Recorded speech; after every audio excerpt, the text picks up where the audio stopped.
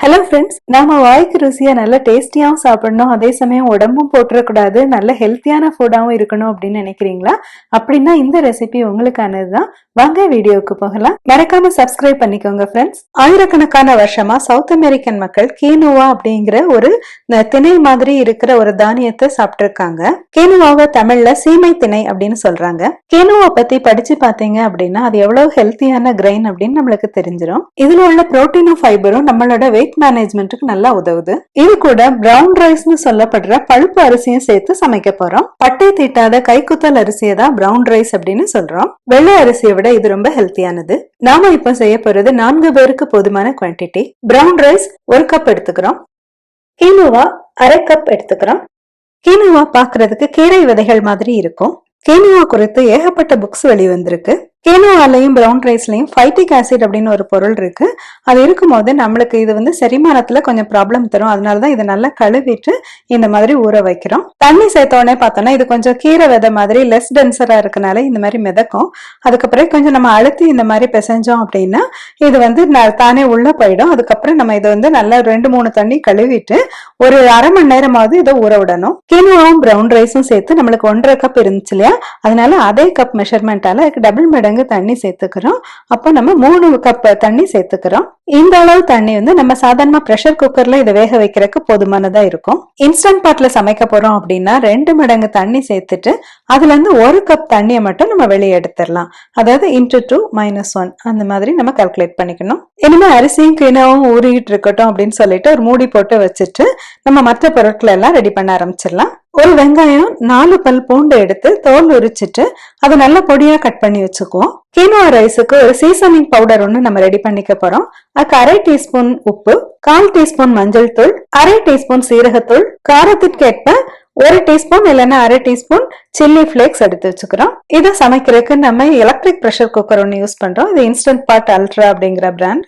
Electric pressure cooker use பண்றவங்களுக்கு தெரிஞ்சிருக்கும். இந்த மூடியை திறந்த உடனே உள்ள ஒரு இன்னர் பார்ட் இருக்கும். இதுல கேன்சலை பிரஸ் பண்ண உடனே நம்மளுக்கு இந்த பேனல் க்ளோ ஆகும். இனிமே இந்த நாபை நம்ம சுத்தணும் அப்படின்னா இதுல நம்ம என்ன செலக்ஷன் வேணாலும் நம்ம சூஸ் பண்ணிக்கலாம். முதல்ல நம்ம வெங்காயம் பூண்டை வதக்க போறோம். அதுக்காக இது ஒரு வானொலி மாதிரி யூஸ் பண்ணணும். அதனால இந்த நாபை சுத்திட்டு அதுல நம்ம சாட்டை அப்படிங்கிற ஆப்ஷனை சூஸ் பண்ணிட்டு இந்த நாபை பிரஸ் பண்ணோம் அப்படின்னா நம்மளுக்கு அந்த சாட்டை சூஸ் ஆயிரும். இனிமே நம்ம ஸ்டார்ட் அப்படிங்கிற பட்டனை பிரஸ் பண்ணிக்கணும். இப்ப நம்ம இன்ஸ்டன்ட் பாட் 30 நிமிஷத்துக்கு வானொலி மாதிரி ஒர்க் ஆகும். தாளிக்கிறதுக்காக 3 டேபிள் ஸ்பூன் ஆலிவ் ஆயில் சேர்த்துக்கிறோம். இது கூட நம்ம கட் பண்ணி வச்சதால அந்த வெங்காயம் பூண்டை சேர்த்துக்கிட்டு வதக்குறோம். வெங்காயம் சாஃப்டானா போதும், செவக்க தேவையில்லை. இது கூட வாசனைக்காக எலுமிச்சை ஒண்ணு எடுத்துட்டு அதுல இருந்து ஜெஸ்ட் கொஞ்சமா எடுத்துக்கிறோம். அதாவது ஒரு அரை எலுமிச்சம்பழத்துல உள்ள மேல் தோல் மட்டும் லேசா இப்படி சீவி இதுல போட்டிருக்கிறேன். இது ஆப்ஷனல் தான். இதையெல்லாம் செஞ்சு முடிக்கும் போதே நம்மளுக்கு அரை மணி நேரத்துக்கு மேலவே ஆயிருக்கும். இப்ப நம்மளோட கீனுவாவும் பிரவுன் ரைஸும் நல்லா ஊறி இருக்குது பாத்தீங்களா? இப்பதான் இது வேகிறதுக்கு ரொம்ப ஈஸியா இருக்கும். இனிமே கேன்சல பிரஸ் பண்ணி இந்த இன்ஸ்டன்ட் பாட் ஆஃப் பண்ணிட்டு இந்த அரிசியையும் இந்த ஊற வச்சிருந்தாலே அந்த தண்ணியும் சேர்த்துக்கிறோம். இது கூட நம்ம இந்த சீசனிங் மிக்ஸ் ஒன்னு எடுத்து வச்சிருந்தோம் இல்லையா, மஞ்சள் உப்பு அதெல்லாம் அதையும் சேர்த்துக்கிறோம். இதை ஒரு கரண்டியால நல்லா மிக்ஸ் பண்ணிட்டு இந்த இன்ஸ்டன்ட் பாட்டோட மூடியை நம்ம போட்டுக்கிறோம். அதோட பிரஷர் வால்வையும் நம்ம போட்டுக்கிறோம். இப்ப நம்ம பிரஷர் குக்குங்கிற ஆப்ஷனை சூஸ் பண்ணணும். அதனால இந்த நாபை சொல்லட்டணும் அப்படின்னா இந்த பிரஷர் குக்குங்கிற ஆப்ஷன் ஹைலைட் ஆகும். இப்போ ஒன்னொன்னா க்ளோ ஆகுது பாத்தீங்களா? இப்போ நமக்கு பிரஷர் குக்குங்கிற பட்டன் க்ளோ ஆகுது. இனிமே அந்த நாபை பிரஸ் பண்ணிட்டு நம்மளுக்கு எவ்வளவு டைம் வேணுமோ அதை மாத்திக்கலாம். நம்மளுக்கு இப்ப டைம்ங்கிற செட்டிங் க்ளோ ஆகும். அதுல பார்த்தோம் அப்படின்னா டிஃபால்ட்டா 10 மினிட்ஸ் அப்படின்னு இருக்கு. நம்மளுக்கு 10 மினிட்ஸ் தான் தேவை. அதனால நம்ம இப்ப ஸ்டார்ட் அப்படிங்கிற பட்டனை பிரஸ் பண்ணிக்கிட்டோம். டைம் அட்ஜஸ்ட் பண்ணோம் அப்படின்னாலும் இந்த நாபை நம்ம சுற்றுறது மூலமா நம்ம டைம் அட்ஜஸ்ட் பண்ணிக்கலாம். கீனுவா பிரவுன் ரைஸ் வெந்துட்டு இருக்கும் போதே அதுக்கு தேவையான சைட் டிஷ்லாம் நம்ம ரெடி பண்ணிக்கலாம். ஒரு குடைமிளகாய், 1 கப் ப்ரோக்கலி, 2 கைப்பிடி அளவு கேல் லீஃப் எடுத்து வச்சிருக்கிறோம். கீரை, காய் எல்லாத்தையும் மீடியம் சைஸ் துண்டுகளா நம்ம கட் பண்ணிக்கிறோம். இந்த காய்கறிகளை வதக்குறதுக்கு ஆலிவ் ஆயில் எடுத்து வச்சிருக்கிறோம். அடுப்புல ஒரு வானொலி வச்சு சூடானதும் அதுல 3 டீஸ்பூன் ஆலிவ் ஆயில் சேர்த்துக்கிறோம். ஆலிவ் ஆயில்ங்கிறது ரொம்ப சத்தான எண்ணெய். அதை நம்ம அதிகமா சூடாக விடக்கூடாது. அதிகமா சூடாச்சு அப்படின்னா நம்மளுக்கு அதுல உள்ள ஆன்டி ஆக்சிடென்ட்ஸ் எல்லாமே நம்மளுக்கு குறைஞ்சிடும். இப்ப நம்ம அதுல கட் பண்ணி வச்சிருக்கோம்ல அந்த காய்கறி எல்லாத்தையுமே சேர்த்துக்கிறோம். இது எல்லாத்தையுமே ஒரு 2 நிமிஷம் நல்ல ஜென்டிலா நம்ம வதக்கிக்கிறோம். இந்த மாதிரி காய்கறிகளை நம்ம பச்சையா சாப்பிடுறத விட கொஞ்சமா வதக்கி சாப்பிட்டோம் அப்படின்னா அதுல உள்ள சத்துக்கள் நம்மளுக்கு சீக்கிரமா உடம்புக்கு கிடைக்கும். இது டைஜஷனுக்கும் அப்பதான் நம்மளுக்கு ஈஸியா இருக்கும். உப்பு 1/2 டீஸ்பூன் சேர்த்து நல்லா மிக்ஸ் பண்ணி விட்டுட்டு ஒரு மூடி போட்டுட்டு தீயை நல்லா கம்மி பண்ணி வச்சுட்டு 1 நிமிஷம் மட்டுமே நம்ம வேக வச்சுக்கிறோம். நம்மளோட சாட்டர்டே சாலட் ரெடி ஆயிருச்சு. இனிமே அடுப்பு ஆஃப் பண்ணிட்டு இந்த சாலட் தனியா எடுத்து வச்சுக்கிறோம். இந்த லஞ்ச் மீலுக்கு இன்னொரு சைட் டிஷ் வந்துட்டு பிளாக் பீன்ஸ். இந்த பிளாக் பீன்ஸ் வந்து நம்ம முந்தின நாளே ஊற போட்டு அதை வேக வச்சு எடுத்து வச்சுக்கலாம். இல்ல அப்படின்னா இந்த மாதிரி ஒரு கேன் பீன்ஸை எடுத்து வச்சுக்குவாங்க. இதை ஒண்ணுமே பண்ண வேண்டாம், ஒரு பவுல்ல எடுத்து வச்சா போதும். அதுல உப்பு எல்லாமே இருக்கும். இது கூட கொஞ்சம் சிக்கன் வந்து நம்ம ஃப்ரை பண்ண போறோம். ஃப்ரை அல்லது பேக் பண்ணிக்கலாம். நான் வந்து இந்த போன்லெஸ் ஸ்கின்லெஸ் சிக்கன் தைஸ் எடுத்து வச்சிருக்கிறேன். இது 300 கிராம் சிக்கன். இதுல வந்து எலும்பு எதுவும் இல்லாம இந்த மாதிரி இருக்குது. இதை வந்து நான் சின்ன துண்டுகளா கட் பண்ணி வச்சுக்கிட்டேன். சிக்கனை கழுவி எடுத்துட்டு வந்துட்டோம்.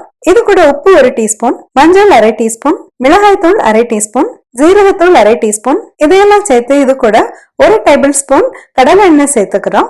நம்ம பேக் பண்ண போறோம் அப்படின்னா மட்டுமே இந்த கடலை எண்ணெய் சேர்த்தா போதும். நான் வந்து இதை பேக் பண்ணல, ஆனா வந்து இதை ஃப்ரை தான் பண்ண போறேன்.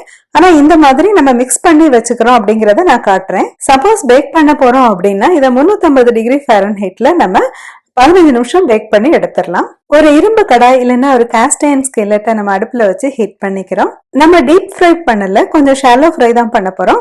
அதனால இந்த பேன்ல இப்படி கோட் ஆகுற அளவுக்கு நம்ம 3 டேபிள் ஸ்பூன் கடலை எண்ணெய் சேர்த்துருக்கிறோம். கடலை எண்ணெய் இல்லைன்னா நம்ம எந்த சமையல் எண்ணெய் வேணாலும் நம்ம சேர்த்துக்கலாம். இதுல வந்து நம்மளுக்கு எவ்வளவு சிக்கன் போட முடியுமோ அந்த மாதிரி ஒரு லேயர்ல மட்டும் போட்டுட்டு இந்த மாதிரி நம்ம அரேஞ்ச் பண்ணி வச்சுக்கணும். ஒரு 10 நிமிஷம் இந்த மாதிரி நம்ம கிளறிட்டு இருக்கும் போதே இதுல இருந்து கொஞ்சம் நல்லா எண்ணெய் பிரிஞ்சு வர்றது தெரியும். இந்த சிக்கனும் சுருங்கி இருக்கிற மாதிரி தெரியல. இப்போ ஒரு மூடி போட்டுட்டு ஒரு மீடியம் ஹீட்ல வச்சு இதை நம்ம சமைச்சுக்க போறோம். ஒரு 5 மினிட்ஸ்ல பார்த்தோம் அப்படின்னா சிக்கன் நல்லா குக் ஆயிருக்கும்.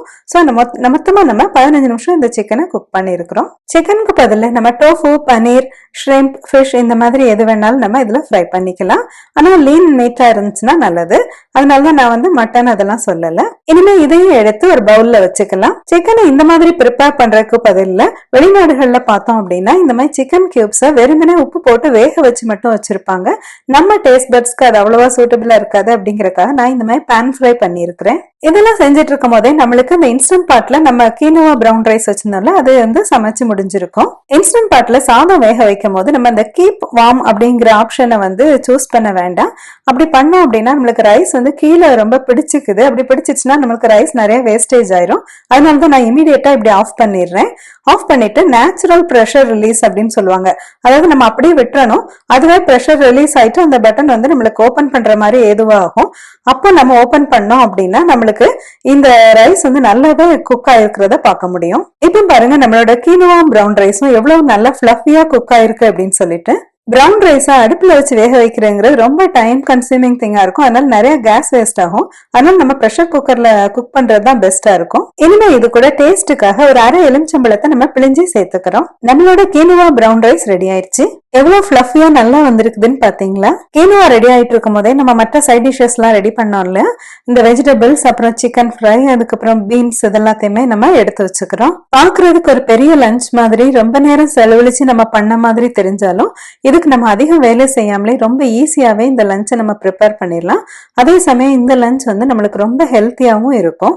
இது வந்து லஞ்சாவும் டின்னராவும் எடுத்துக்கலாம். இல்லை அப்படின்னா நம்ம மீல் ப்ரெப் மாதிரி பண்ணி வச்சுட்டு நெக்ஸ்ட் டே கூட நம்ம எடுத்துட்டு போறதுக்கு யூஸ் பண்ணிக்கலாம். இனிமே இதை எப்படி சாப்பிடலாங்கிறத பார்க்கலாம். இதை வந்து யூஸ்வலா ஒரு பவுல்ல போட்டு தான் சாப்பிடுவாங்க. இல்ல நம்ம பிளேட்ல கூட வச்சு சாப்பிட்டுக்கலாம். இந்த மாதிரி இந்த ரைஸை வந்து 2 ஸ்கூப் எடுத்து வச்சுக்கணும். ரைஸ் எவ்வளவு எடுத்திருக்கோமோ அதுக்கு டபுள் மடங்கா இந்த காய்கறிகளை எடுத்து வச்சுக்கணும். அது கூட நம்ம ப்ரோட்டீன்ஸ் ப்ரிப்பேர் பண்ணியிருந்தோம் இல்லையா, இந்த பிளாக் பீன், அதே மாதிரி இந்த சிக்கன் ஃப்ரை, இல்லைன்னா எந்த புரோட்டீன் அப்படின்னாலும் நம்ம எடுத்து வச்சுக்கணும். இது மேல ஒயிட் சாஸ் இல்லைன்னா ஹாட் சாஸ் இல்லைன்னா குவாக்கமாலி இந்த மாதிரி ஏதாவது ஒரு சாஸை போட்டுட்டு சாப்பிடுவாங்க. சிப்பாட்லே மாதிரி ரெஸ்டாரண்ட்ஸ்ல கிட்டத்தட்ட இந்த மாதிரி ஒரு பவுல் தான் சர்வ் பண்ணுவாங்க. இது ஒரு சரிவிகித உணவாகவும் இருக்கும். இது எல்லாத்தையும் நம்ம ஒரு ஃபோர்க்கால இந்த மாதிரி கலந்து சாப்பிடுறது பழக்கமா இருக்குது. இந்த ஹெல்த்தியான லஞ்ச் பவுல் உங்களுக்கு எல்லாம் ரொம்ப பிடிச்சிருக்கும்னு நினைக்கிறேன். அவசியம் லைக் பண்ணுங்க, ஷேர் பண்ணுங்க. நம்மளோட விக்கிஸ் கிச்சன் சேனல் சப்ஸ்கிரைப் பண்ணிக்கோங்க. மறுபடியும் இது மாதிரி ஒரு இன்ட்ரெஸ்டிங்கான வீடியோ எடுத்து உங்களை சந்திக்கிறேன். Until then, take care. See you.